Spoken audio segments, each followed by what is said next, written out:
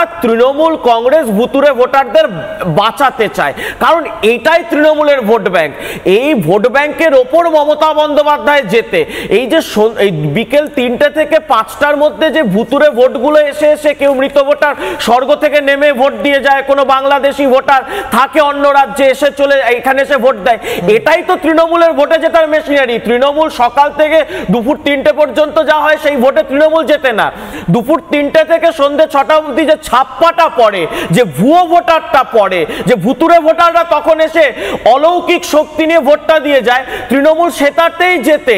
এই যে সংখ্যক ভুতুরে ভোটারগুলো উত্তর কলকাতা দক্ষিণ কলকাতায় 4 লক্ষাধিক লোকসভার হিসেবে ভোটার বাদ যাচ্ছে, মানেটা বুঝতে পেরেছেন? এই ভোটারগুলোকে দিয়ে কি পরিমাণে ভোট চুরি এই তৃণমূল সরকার, এই তৃণমূলের প্রশাসন করত।